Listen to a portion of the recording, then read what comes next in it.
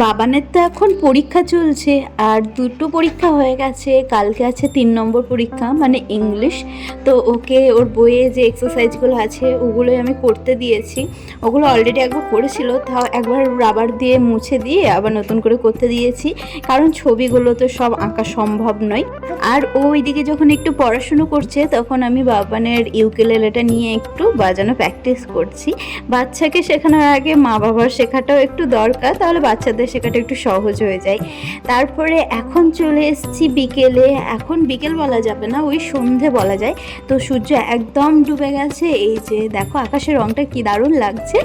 তো সন্ধে দেবো, গাছে জল দেবো, অনেক কাজ আছে।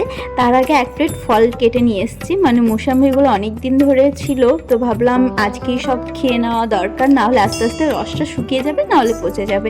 যাই হোক, দেখি বাবান আর আমি কিন্তু একসাথে খেয়ে নিচ্ছি। তারপরে ও ছাদে একটু খেলা করবে আর আমি একটু সন্ধে দিয়ে নেবো। তার আগে যে ছালগুলো হলো সেগুলো তো বাইরে ফেলবো না, একদম গাছের গোড়ায় দিয়ে দেবো। তো লেবু গাছটা যেহেতু আমাদের ট্যাঙ্কির মধ্যে বসানো আছে, তার জন্য এর মধ্যে দিয়ে দিয়েছি। আর এত সুন্দর লেবু ধরে এখন কি বলবো। তারপরে সন্ধে একদম হয়ে গেছিলো, আর সন্ধে দিয়ে দিয়েছি। তুলসী তলায় সন্ধ্যাবাতি দেখতে কত সুন্দর লাগছে, তাই না? আর তারপরে কিন্তু গাছে জলও দিয়ে নিয়েছি। নিচে এসে একটু চটপাটা খাওয়ার মনে হচ্ছিলো, তাই দুটো পপকর্নের প্যাকেট ছিল, সেগুলোই এখন আমি ভাজতে বসেছি। আর যেই না একটু ঢাকা না খুলেছি, চারিদিকে পপকর্নগুলো ছিঁড়িয়ে ছটিয়ে একাকার হয়ে গেছে।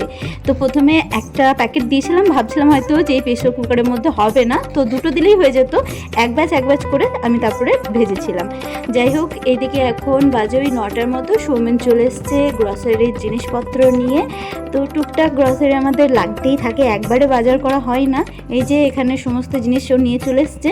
আমি তো সয়াবিন আনতে বলিনি, তো জিজ্ঞেস করাতে বললো ও নাকি সয়াবিনটা ফ্রি পেয়েছে আটার সঙ্গে। তো আজকাল ব্যাগটা খালি করবো না, কাল সকালেই করবো। এখন খাওয়ার সময় হয়ে গেছে, সবাইকে খেতে দিয়ে নিই। আজকে রাতে ডেজার্টে বানিয়ে নিয়েছি লাচ্চা। প্যাকেটটা অনেকদিন ধরে এনেছিলাম, তাই বানিয়ে নিলাম। আর খুব সুন্দর কিন্তু খেতে হয়েছে। যাই হোক, চলো এখন খাওয়া দাওয়া করে নিই। দেখা হচ্ছে পরের ভিডিও নিয়ে। সবাই ভালো থেকো, সুস্থ থেকো। রাধে রাধে।